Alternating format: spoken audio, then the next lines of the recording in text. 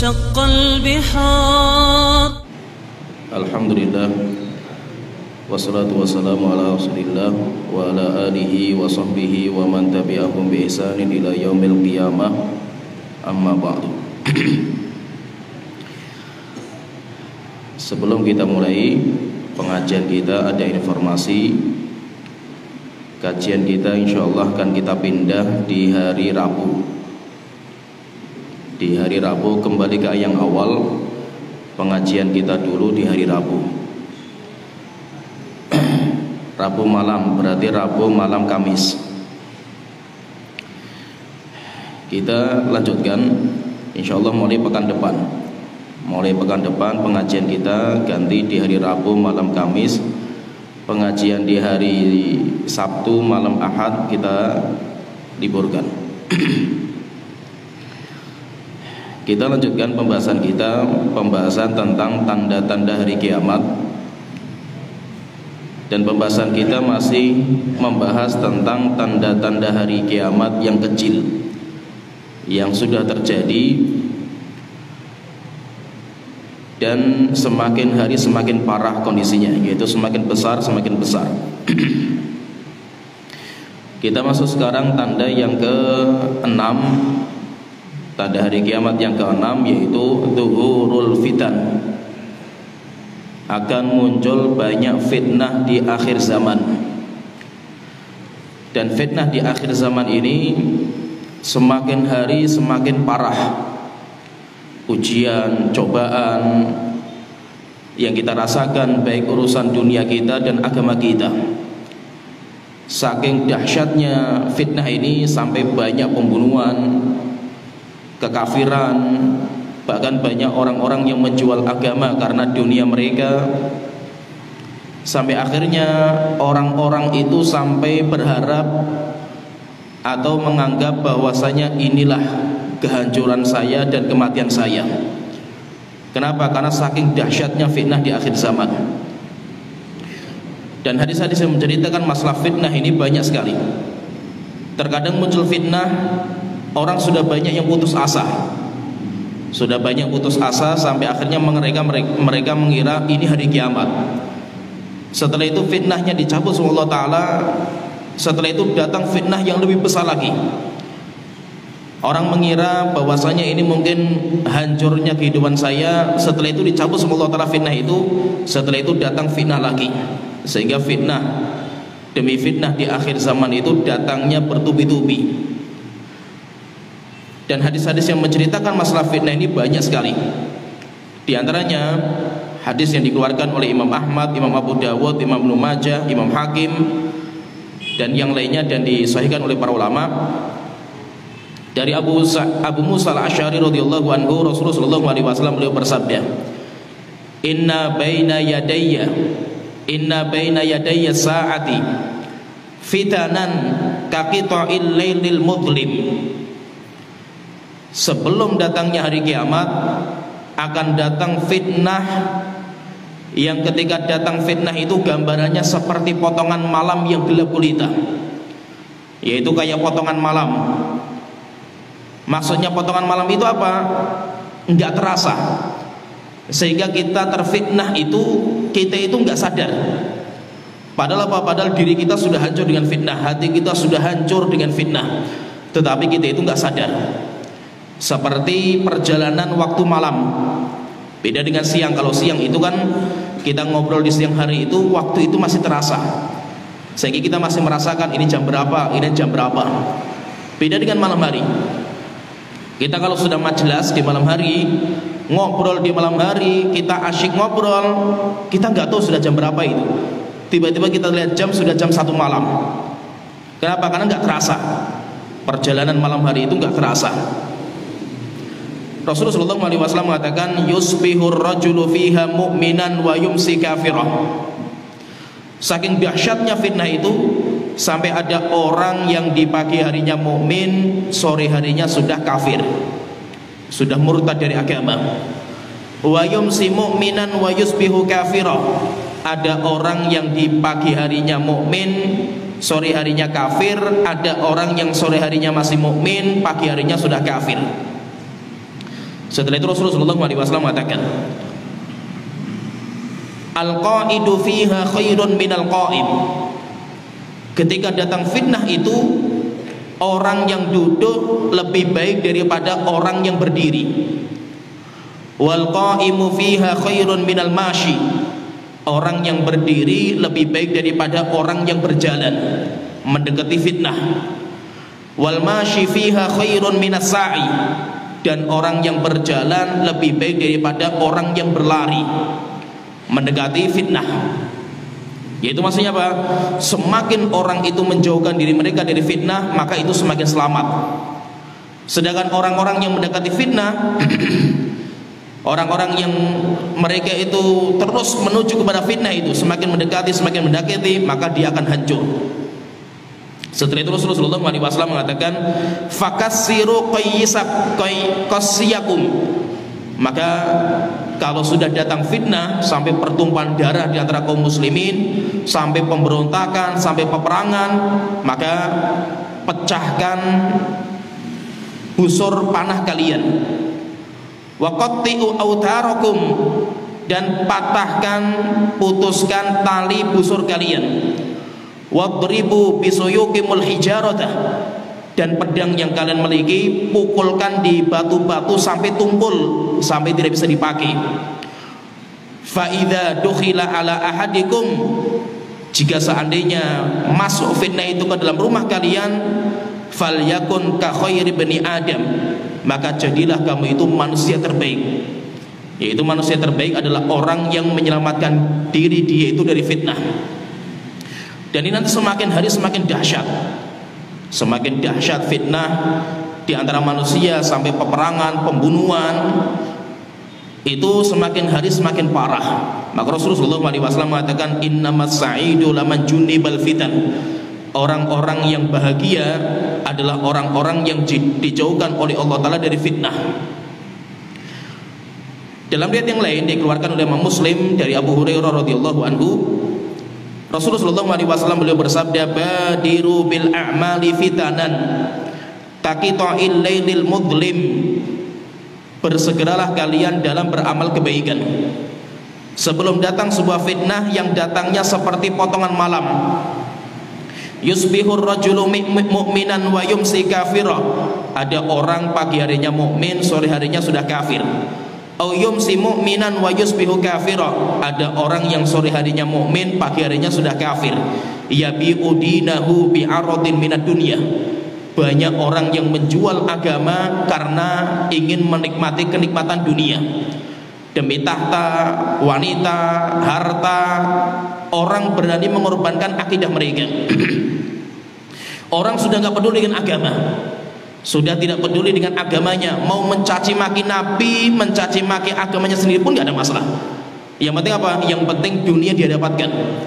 Dan zaman sekarang semakin hari semakin parah, semakin hari kondisinya semakin parah. Orang-orang yang mereka muslim, KTP-nya Islam, tetapi setiap hari mencaci maki agamanya.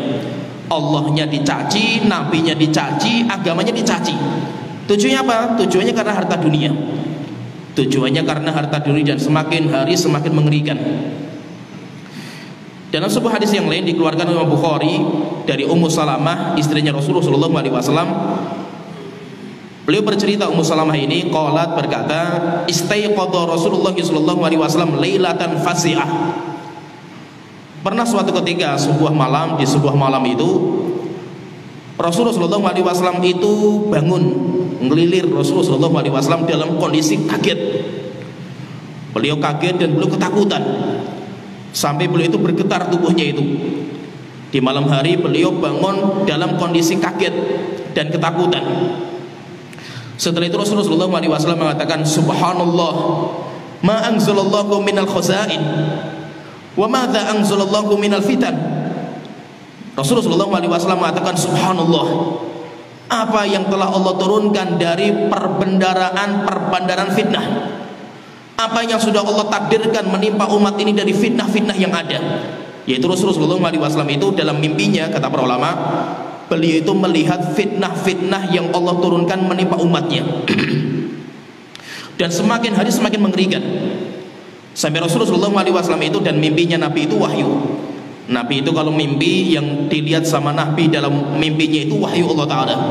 Rasulullah SAW bermimpi Allah menurunkan fitnah kepada umat Islam ini dengan fitnah-fitnah yang dahsyat.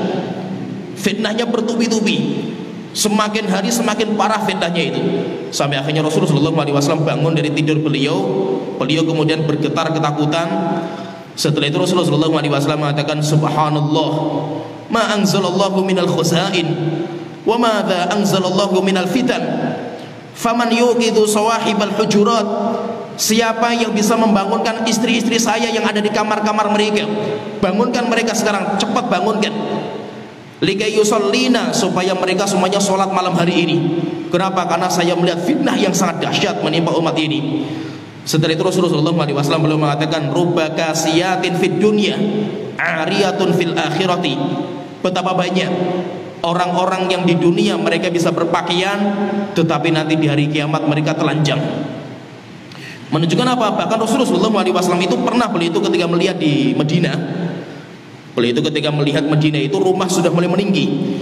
Orang-orang Madinah itu sudah mulai kaya karena kemenangan demi kemenangan, sehingga rumah-rumah itu sudah mulai meninggi bangunannya itu. Setelah itu Rasulullah SAW itu ketika melihat rumah-rumah tinggi-tinggi itu di Madinah itu, Rasulullah SAW mengatakan, sungguh saya melihat fitnah sekarang diturunkan oleh Allah seperti air hujan yang datang satu titik demi satu titik.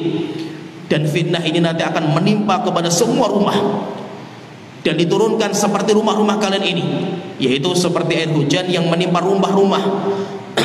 Dan fitnah Allah yang diturunkan untuk menguji kepada umat Islam ini ya seperti itu, dahsyat. Sampai akhirnya apa? Orang sampai bingung dengan fitnah itu, mana yang benar dan mana yang batil, sudah nggak tahu. Dengan fitnah itu sampai orang nggak bisa membedakan mana yang tauhid dan mana yang syirik, mana yang maksiat dan mana yang ibadah, mana yang benar dan mana yang salah, nggak kelihatan. Sampai orang-orang yang baik pun dicaci maki di masyarakat, orang yang jelek diagungkan, dimuliakan di masyarakat. Kenapa? Dahsyatnya fitnah. Sampai orang rela membunuh saudaranya, sampai orang rela untuk durhaka sama orang tuanya. Kenapa? Karena fitnah. Sehingga dahsyat fitnah di akhir zaman itu mengerikan. Dalam hadis yang lain dikeluarkan oleh Imam Muslim, kalau hadis ini lebih panjang lagi, menceritakan bagaimana ngerinya fitnah di akhir zaman itu. Rasulullah SAW ada dalam sebuah riwayat sahih dikeluarkan oleh Imam Muslim dari seorang tabi'in namanya Abdurrahman bin Abdirabbil Ka'bah. Dia menceritakan, beliau mengatakan, dan hadisnya panjang. Hadisnya panjang, saya bacakan hadisnya karena bagus sekali hadisnya itu. Dia mengatakan, dia bercerita, Abdurrahman ini bercerita, dakhaltul masjidah, saya pernah masuk masjid, fa idza Abdullah bin Amr bin As jalisun fi dzil Ka'bati, yaitu Masjidil Haram. Saya ketika masuk ke Masjidil Haram, saya mendapatkan Abdullah bin Amr bin As radhiyallahu anhuma, semoga Allah Ta'ala meridhai beliau dan bapaknya, karena Abdullahnya sahabat, bapaknya juga sahabat. Jalisun fi dzil Ka'bati, sedang duduk di bawah naungan Ka'bah. Dan biasanya itu orang-orang Arab itu zaman itu, mereka itu biasanya duduk di bawah naungan Ka'bah itu biasanya sore hari, sore, sehingga sore itu dinamakan dengan waktu yang dingin karena tempat mereka untuk kumpul. Oleh itu dalam sebuah hadis Rasulullah SAW mengatakan, man sholal bardain dakhalal jannah, siapa yang sholat di dua waktu yang dingin maka dia pasti masuk surga. Kapan itu dua waktu yang dingin itu? Sholat subuh dan asar. Sehingga bagi orang Arab itu waktu yang paling sejuk untuk kumpul itu adalah subuh, kemudian selesai asar. Maka biasanya nanti kalau orang-orang Arab itu selesai asar itu mereka di bawah naungan Ka'bah, mereka kumpul, mereka diskusi, mereka ngobrol. Kemudian beliau bercerita lagi, kata Abdurrahman mengatakan, wan nasu mujtami'una alaihi, ketika beliau duduk maka orang-orang berkumpul mengelilingi beliau. Yaitu kenapa? Karena pasti yang disampaikan itu ilmu. Beliau sedang menyampaikan hadisnya Rasulullah SAW. Fa'ataituhum fajalastu ilaihim, akhirnya saya mendatangi kumpulan orang itu, rombongan mereka, yaitu majelis ilmu itu, dan saya duduk bersama mereka. Faqala, kemudian rupanya Abdullah bin Amr bin As itu sedang bercerita masa-masa lalu di mana dia berkumpul dengan Rasulullah SAW. Akhirnya beliau mengatakan, kata Abdullah bin Amr bin As, beliau mengatakan, bercerita panjang lebar, beliau mengatakan, kunna ma'a Rasulillah sallallahu alaihi wasallam fi safarin.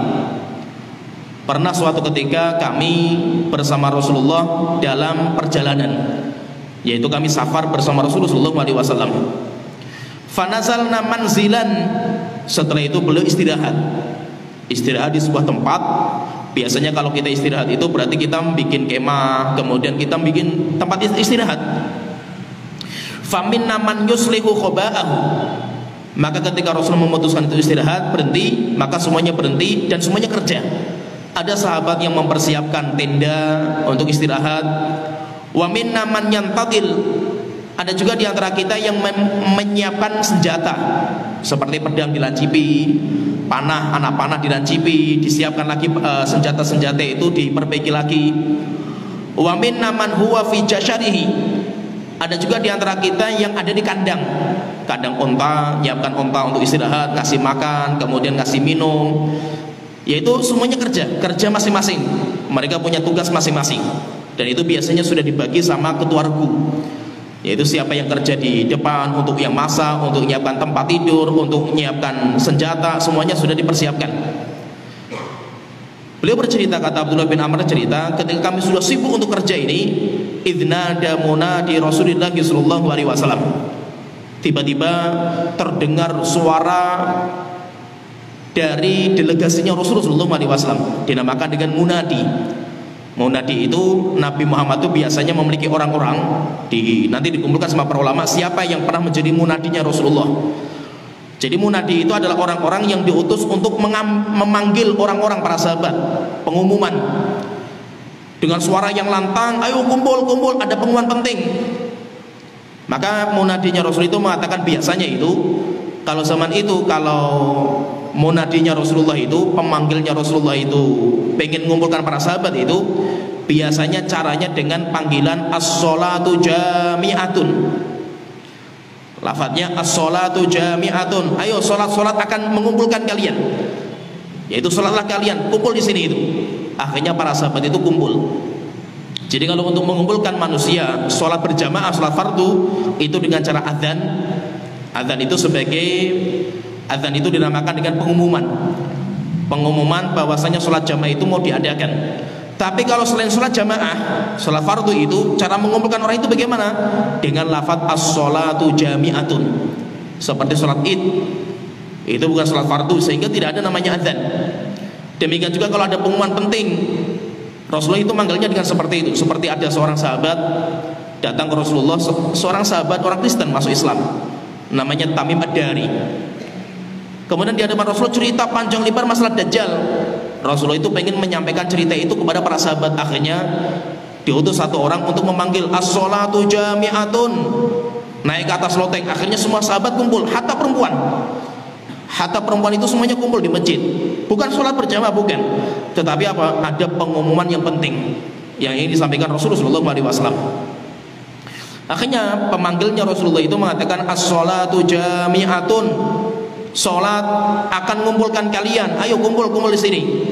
Fajdama'na ila Rasulillah sallallahu alaihi wasallam. Akhirnya kami semuanya tinggalkan kerjaan kita dan semuanya berkumpul dengan Rasulullah sallallahu alaihi wasallam. Sehingga kerjaan-kerjaan kita tinggalkan semuanya itu. Faqala, maka Rasulullah sallallahu alaihi wasallam itu bersabda.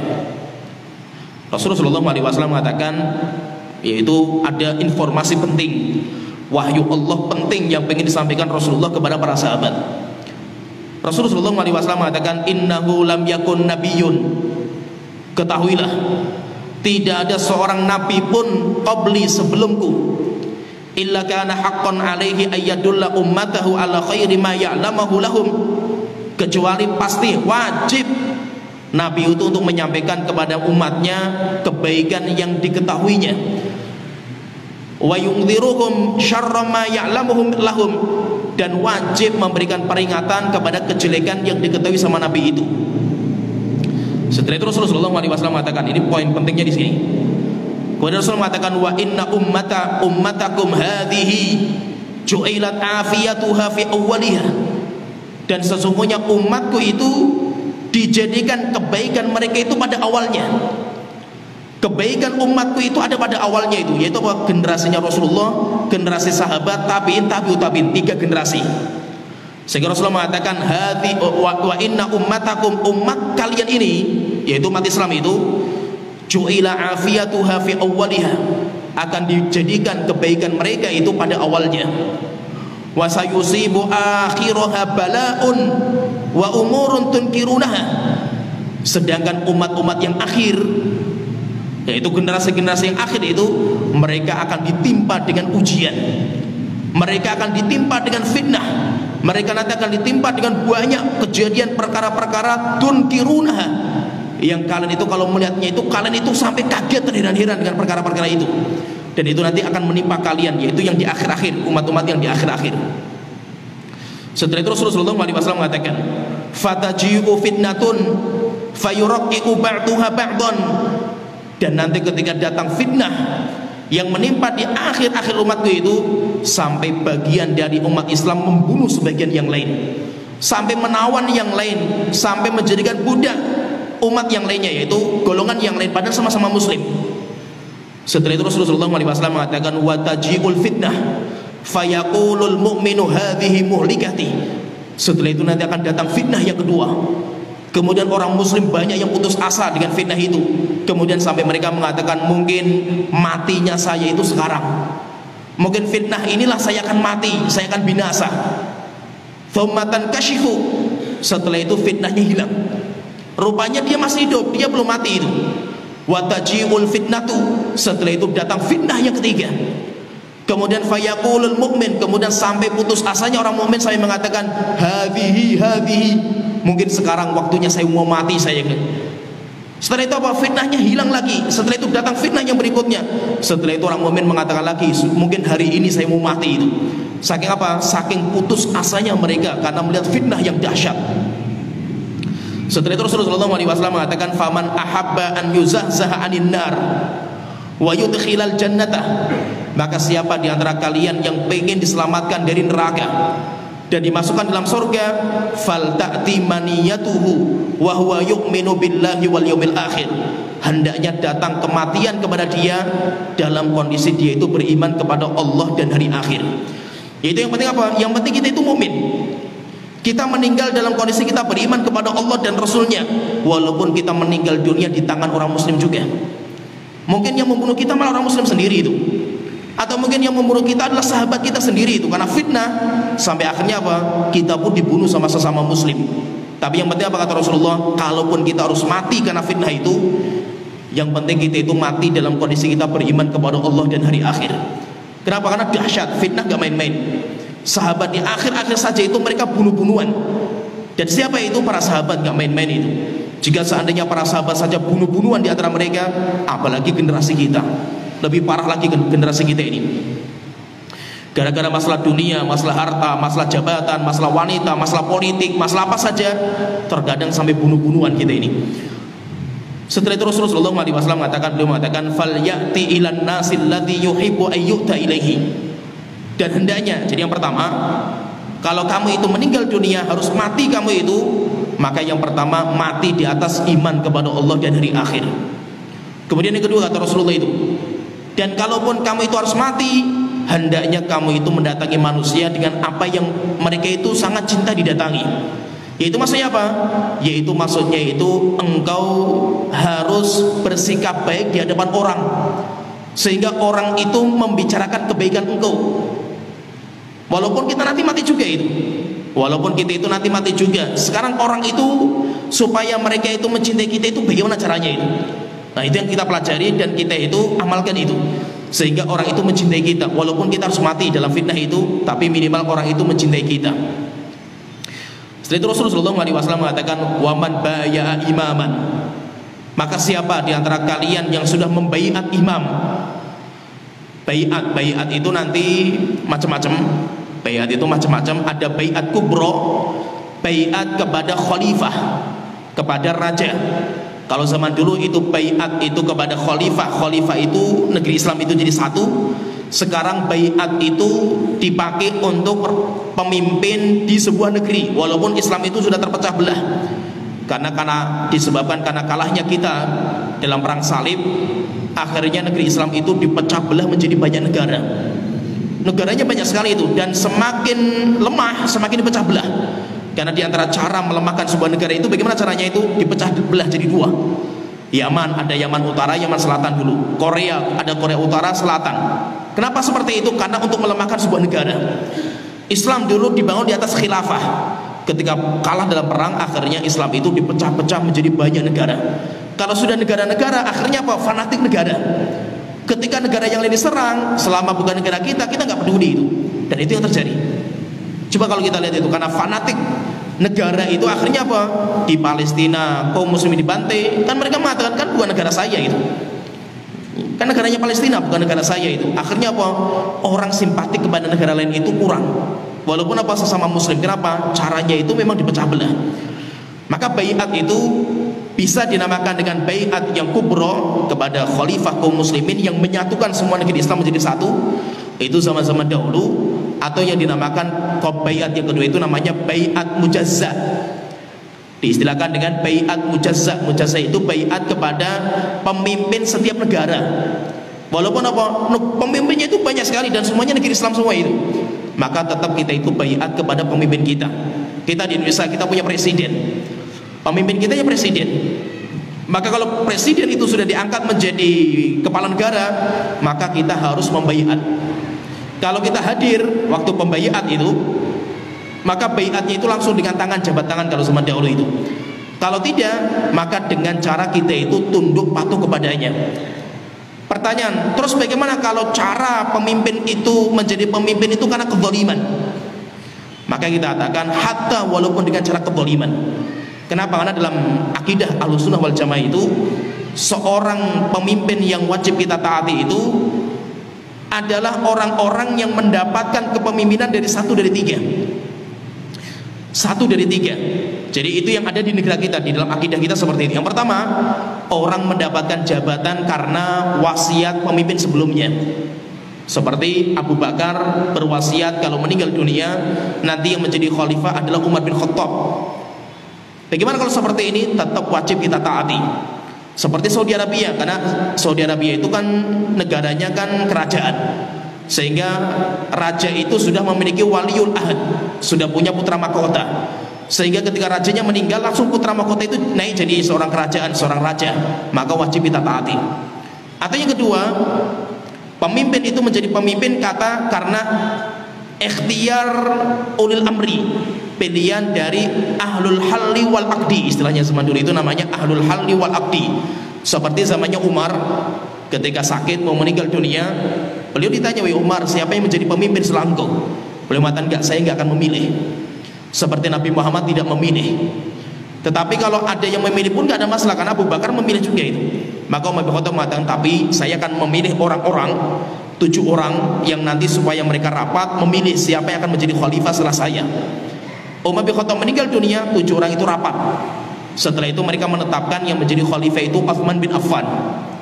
Maka berarti apa? Berarti yang memilih itu adalah ahlul halli wal aqd, yaitu manusia, orang-orang yang menjadi pemuka, pemimpin kaum muslimin semuanya itu. Mereka menetapkan siapa yang jadi pemimpin. Maka itu wajib kita taati. Kemudian yang ketiga, cara yang ketiga itu dengan cara kudeta militer, dengan cara mengkudeta negara. Misalkan dikudeta, pemimpin sebelumnya dibunuh sama pemimpin yang kedua sampai mati. Akhirnya apa? Kepemimpinannya jatuh di tangan yang kedua. Maka bagaimanapun caranya, hatta haram sekalipun caranya, tetap akidah Ahlussunnah itu tunduk patuh kepada pemimpin. Tetap tunduk patuh kepada pemimpin, dan itu yang dilakukan sama para sahabat di akhir-akhir. Ketika Abdullah bin Zubair dikudeta waktu itu sama Marwan sampai akhirnya jatuh. Karena Abdullah bin Zubair kalah dalam perang Harrah ya, ketika melawan Hajjaj bin Yusuf sampai akhirnya jatuh. Setelah itu apa? Bagaimana para sahabat? Para sahabat tetap baiat kepada pemimpin walaupun mendapatkan kekuasaannya dengan cara yang zalim. Termasuk apa? Termasuk di Indonesia ini. Termasuk apa? Cara-cara demokrasi itu bukan cara Islam, cara zalim. Kenapa cara zalim? Karena semua kepala itu dihitung satu. Ini kan zalim sekali itu. Sehingga seorang ulama, seorang ustadz dengan pelacur sama. Kan dalam pemilu kan seperti itu. Yang penting apa? Satu kepala satu. Ya kan? Dihitung kepalanya gitu. Ya, dihitung kan coblosannya kan per kepala itu. Satu orang dianggap sama dengan satu orang itu. Sehingga apa? Pelacur, pencuri, pemabuk, pengedar narkoba sama dengan seorang ulama, sama. Itu kan zalim seperti ini. Tapi bagaimanapun cara mendapatkan kekuasaan dengan cara zalim, tetap dia adalah pemimpin kita. Sehingga kita harus membaiat kepadanya. Maka Rasulullah SAW mengatakan, waman baya'a imaman fa'atahu safqata yadihi. Siapa yang sudah membaiat kepada seorang pemimpin dan dia sudah menyerahkan safqata yadihi, yaitu sudah menyerahkan telapak tangannya, seperti jual beli, dia itu sudah akad, sudah ijab kabul dia itu dengan pemimpin itu, wa thamrata qalbihi, dan dia itu sudah memberikan buah hatinya untuk taat dan mendengar kepada pemimpin, fal yuti'hu in istata'ah, maka hendaknya dia taat patuh kepada pemimpin semampu dia. Fa in jaa'a akharu yunazi'uhu fadribu unuqal akhar. Jika ada orang yang kedua yang memengkudeta pemimpin yang sudah kita baiat, maka penggalah lehernya orang itu. Kenapa? Karena dia datang untuk memecah belah barisan kaum muslimin. Nah, jadi ini dalam hukum Islam nanti seperti ini. Jadi kita sebagai orang muslim itu, kita itu bukan melihat kepada pemimpin yang adil. Kalau kita itu mendapatkan pemimpin yang adil, pemimpin yang sayang kepada masyarakatnya, itu hadiah dari Allah Ta'ala. Terus bagaimana kalau seandainya pemimpin kita itu zalim? Kalau pemimpin kita zalim, itu sebagai hukuman Allah akan dosa-dosa kita. Terus kalau Allah menghukum kita dengan pemimpin yang zalim, jadi pemimpin zalim itu ibaratnya kayak musibah alam, gempa bumi, longsor, banjir, karena dosa kita. Sekarang bagaimana cara kita menyikapinya itu? Menyikapi musibah alam, hukum Allah di mana Allah menghukum kita tidak bisa dengan pedang kita. Kita tidak bisa juga menghukumi atau menyikapi hukum Allah akan dosa kita dengan cacian dan makian. Tidak. Bagaimana caranya? Caranya kita bertobat kepada Allah Ta'ala. Maka supaya kita kita dipilihkan oleh Allah pemimpin yang baik untuk kita, caranya bagaimana? Caranya bertobat. Caranya kita itu bertobat kepada Allah Ta'ala. Kemudian yang kedua, kita doakan pemimpin kita, hatta walaupun bagaimanapun zalimnya, kita doakan. Terkadang apa yang sangat memprihatinkan itu, banyak di antara kita yang sering mencaci pemimpin, tapi kita nggak pernah mendoakan. Coba kita punya sepertiga malam yang akhir, kita punya waktu-waktu yang mustajab, atau ketika kita itu apa saja kita yang mustajab, kalau kita berdoa untuk diri kita, selipkan doa kita itu untuk pemimpin kita, selipkan. Dan itu kita harus, sampai ada seorang ulama mengatakan, demi Allah kalau seandainya saya punya satu doa yang mustajab, akan saya berikan kepada pemimpin. Saya doakan kebaikan bagi mereka. Kenapa? Kalau pemimpin itu baik, baiknya dirasakan sama masyarakatnya. Tapi kalau pemimpin itu rusak, maka kerusakannya dirasakan oleh semua masyarakatnya. Maka apa? Maka itu sebagai hukuman akan dosa kita. Setelah itu Abdurrahman yang tadi menceritakan hadis ini, dia setelah itu datang, setelah selesai menyampaikan riwayat, beliau masih duduk. Akhirnya beliau itu, Abdurrahman bercerita, fadanautu minhu, ketika sudah sepi tempatnya di bawah naungan Ka'bah itu sepi, saya itu mendekati Abdullah bin Amr bin As. Fakultu lahu, maka saya bertanya kepada beliau, anshudukallah, saya sumpah engkau wahai Abdullah bin Amr bin As, saya sumpah engkau itu, berani enggak kamu itu mengatakan wallahi, demi Allah itu, anta sami'ta hadza min Rasulillah, benar enggak kamu itu mendengar sabda tadi yang kamu sampaikan itu benar dari Rasulullah SAW? Maka beliau mengatakan fa'ahwa ila udhunaihi, setelah itu beliau mengisyaratkan kepada telinganya, wa qalbihi biyadihi, kemudian mengisyaratkan kepada hatinya. Setelah itu beliau mengatakan sami'at udhunayya, demi Allah ucapan yang tadi saya sampaikan itu sudah didengar sama dua telinga saya ini, wa wa'ahu qalbi, dan demi Allah hati saya itu sudah faham sekali dengan apa yang disampaikan sama Rasulullah SAW. Yaitu memang Rasulullah SAW itu menyampaikan seperti itu, menyampaikan bahwa di akhir umat Islam itu nanti akan banyak terjadi fitnah menimpa mereka, Dan kita sudah rasakan sekarang ini, mengerikan fitnah itu. Fitnah itu sangat mengerikan. Maka ketika datang fitnah itu, yang terbaik adalah orang-orang yang menyelamatkan diri. Dengan cara apa? Dengan cara menyibukkan diri kita untuk ibadah. Dan ibadah zaman fitnah pahalanya luar biasa. Sampai Rasulullah SAW mengatakan, al ibadatu fil haraj kahijratin ilayya. Orang yang bisa ibadah zaman-zaman penuh dengan haraj, zaman-zaman penuh dengan keramaian, fitnah, demikian juga apa sajalah kerumu, yang penting orang itu semuanya sibuk ke sana, konsentrasinya itu. Rasulullah mengatakan pahalanya seperti orang yang hijrah bersama saya. Sekarang misalkan zaman-zaman seperti ini, misalkan zaman-zaman seperti ini, kita terus disibukkan dengan masalah politik. Bagaimanapun kondisinya itu, politik nggak pernah lupa dari HP kita itu. Akhirnya apa? Orang menyibukkan untuk baca Quran zaman ini beratnya luar biasa. Walaupun pemilu sudah berakhir itu, zaman-zaman pemilu kemarin itu, coba kita lihat zaman pemilu kita ini kemarin itu, Masya Allah, semua orang sibuk masalah pemilu itu. Hatta wanita, ibu-ibu yang di rumah masa pun masih baca masalah politik juga itu. Dahsyat fitnah itu. Akhirnya ketika politik sudah berakhir, apakah fitnahnya itu sudah selesai? Enggak. Semakin hari semakin parah. Sehingga apa? Kita itu susah sekali untuk beribadah kepada Allah Ta'ala. Untuk baca Quran pun susah. Kenapa? Karena kita mikir terus itu. Mikir terus bagaimana komunis, bagaimana orang liberal, bagaimana musuh-musuh Islam di negeri kita itu kayak apa. Kita terus dicekoki dengan berita-berita seperti ini. Bukan berita nggak penting-penting, berita seperti ini penting, tetapi ibadah lebih penting. Kenapa? Karena terkadang kita sibuk dengan informasi seperti ini, malah kita itu lupa untuk meminta kepada Allah Ta'ala keselamatan. Bukan berarti Allah itu lupa. Jadi yang perlu kita perhatikan di sini itu fahami. Karena terkadang apa? Akidah ini luntur. Ini perhatikan ini. Terkadang akidah ini luntur di hati kita itu. Gara-gara apa? Gara-gara fitnah. Ketika kita misalkan dipimpin sama pemimpin-pemimpin yang zalim, sampai akhirnya apa? Lupa kita itu. Bahwasanya apa? Yang memilih pemimpin itu Allah Ta'ala. Seakan-akan apa? Yang memilih itu adalah KPU, yang memilih itu adalah para pemilih yang di pemilu, nyoblos dan yang lainnya. Bukan.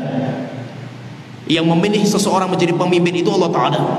Sehingga dalam doa kita itu kita mengatakan tu'til mulka man tasya. Wahai Tuhanku, engkau memberikan kekuasaan kepada siapa yang kau kehendaki. Wa tanzi'u mimman tasya, engkau mencabut dari siapa yang kau kehendaki. Sehingga apa? Pemimpinan itu Allah, murni Allah yang memberikan itu. Pertanyaan, kenapa kita itu dipilihkan pemimpin yang seperti ini? Pemimpin yang zalim kepada kita, sehingga harga diri orang muslim diinjak-injak. Kemudian orang-orang yang mencaci maki Islam, agama Islam sekarang bebas mereka, nggak ada yang meributkan mereka itu. Tetapi orang yang bicara masalah agamanya siap-siap di penjara itu. Pertanyaan, kenapa kok pemimpin kita seperti ini? Maka yang menjadi pertanyaan itu, bagaimana kedekatan Allah, kedekatan kalian dengan Allah Ta'ala. Ketika kita jauh sama Allah Ta'ala, pasti Allah akan memilihkan pemimpin-pemimpin yang zalim sebagai akibat dosa kalian. Tetapi kalau kita itu baik, kita itu ibadah kepada Allah Ta'ala, kita dekat sama Allah Ta'ala, Allah pasti akan memilihkan pemimpin-pemimpin yang baik. Maka kalau ada pemimpin yang seperti ini itu, sibukkan kita untuk ibadah kepada Allah Ta'ala. Walaupun apa? Sibuk untuk ibadah itu berat di zaman-zaman yang penuh dengan fitnah seperti ini. Kemudian kalau bisa itu, kita itu hendaknya ketika terjadi fitnah itu, yang kita kerjakan itu apa? Yang pertama kali, kita menjauhi dari fitnah. Ini yang pertama tadi kita sebutkan hadisnya. Yang kedua, kita berlindung kepada Allah dari fitnah. Maka itu Rasulullah SAW mengatakan kepada para sahabat, ta'awwadhu billahi minal fitan ma dhahara minha wa ma batan. Berlindunglah kalian semuanya dari fitnah yang nampak maupun tersembunyi. Setelah itu para sahabat langsung mengatakan, na'udzubillahi minal fitan ma dhahara minha wa ma batan. Kita berlindung kepada Allah dari fitnah yang nampak maupun tersembunyi. Ada sebuah hadis yang menceritakan kisah ini. Rasulullah SAW itu menganjurkan, memerintahkan kepada kita untuk berlindung kepada Allah dari fitnah. Sehingga apa? Sehingga tempat kita berlindung itu hanya Allah Ta'ala. Kita nggak bisa berlindung dari mana? Kepada HP, kita berlindung kepada pakar politik. Politik itu semuanya akan berubah. Semuanya akan berubah. Kenapa? Karena acuan mereka itu adalah kepentingan. Sehingga tidak ada namanya persahabatan sejati, itu nggak ada dalam masalah politik itu. Kita mengandalkan agama kita kepada sosok politikus. Dia pun akan siap menginjak-injak kita kalau dia menang itu. Terus kita itu bergantung pada siapa itu? Kita bergantungnya kepada Allah Ta'ala. Oleh itu Rasulullah SAW dalam hadis yang sahih dikeluarkan oleh Imam Muslim dari Abu Sa'id Al-Khudri radhiyallahu anhu. Beliau mengatakan, beliau bercerita, beliau mengatakan, bainaman Nabiyyu sallallahu alaihi wasallam fi haidi Bani Najjar. Pernah suatu ketika Rasulullah sallallahu alaihi wasallam itu sedang di haid. Haid itu kebun. Di kebun salah satu kabilah Bani Najjar. Ala baghlatin lahu, dan Rasulullah itu masuk kebun dalam kondisi beliau itu naik bagel. Bigol itu bahasa kita nggak ada. Bigol itu nggak ada bahasa kita itu. Bigol itu peranakan antara kuda dan keledai. Jadi kalau kuda dan keledai diperanakan, maka nanti lahirnya itu di tengah-tengah itu, di bawahnya kuda, di atasnya keledai. Itu namanya baglah. Kalau buruk yang ditunggangi sama Rasulullah ketika Isra dan Mi'raj itu, buruk itu kata Rasulullah, fauqal himar wa dunal baghl. Buruk itu lebih tinggi daripada keledai dan di bawahnya baglah. Jadi di bawahnya baghl. Nah, baghl ini bahasa kita nggak ada. Kalau kuda kita ada, keledai ada. Cuma kalau peranakan antara kuda dan keledai kita nggak punya. Bahasa Indonesia nggak ada. Rasulullah itu punya baghl, punya bigol. Rasulullah itu waktu itu nunggang baghl itu. Wa nahnu ma'hu, dan kita itu sedang bersama beliau. Idhadat bihi. Akhirnya ketika masuk ke kebunnya Bani Najjar itu, tiba-tiba baghlnya Rasulullah itu loncat-loncat kayak ketakutan. Fakadatul qi, sampai hampir Rasul itu jatuh dari atas. Setelah itu Rasulullah SAW itu bertanya, yaitu dicari ada apa ini. Faida akbarun sittatun au khamsatun au arba'atun. Rupanya ketika dicari di tempat itu, di kebun itu, rupanya ada kuburan. Ada 6 kuburan atau 5 kuburan atau sekitar 4 kuburan. Yaitu Abu Sa'id pun tidak pasti menyebutkan ada berapa jumlahnya kuburan. Intinya di situ ada kuburan. Setelah itu Rasulullah SAW bertanya. Rasulullah mengatakan, man ya'rifu ashaba hadil akbar.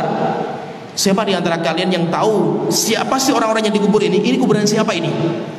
Akhirnya ada seorang yang mengatakan, ana, saya tahu ya Rasulullah.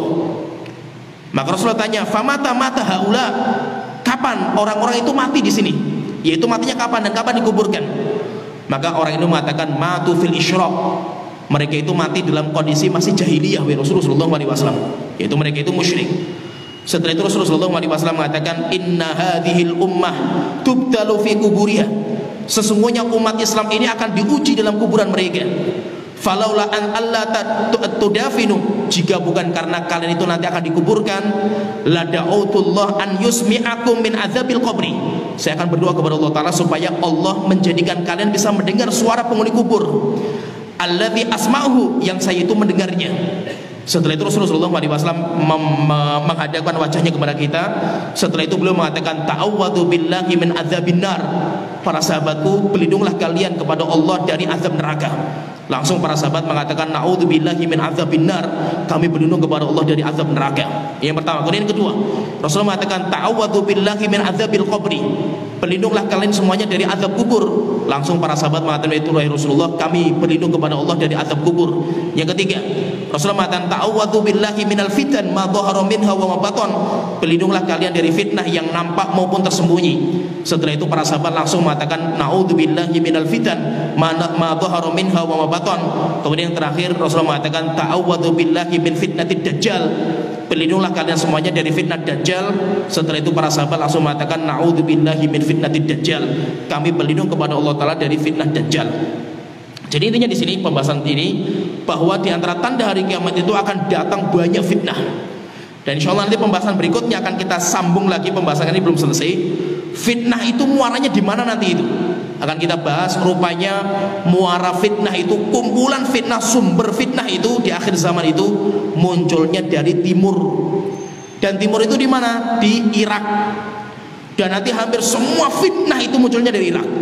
Nanti insya Allah akan kita ceritakan pada pertemuan berikutnya. Kita pelajari lagi fitnah-fitnah di akhir zaman itu apa saja, sumbernya dari mana, dan apa saja bentuknya itu. Nanti akan kita sebutkan pada pertemuan selanjutnya. Ya, sampai di sini pembahasan kita. Wa akhiru da'wana alhamdulillahirabbil alamin, sallallahu alaihi Muhammad wa ala alihi wa sahbihi ajmain.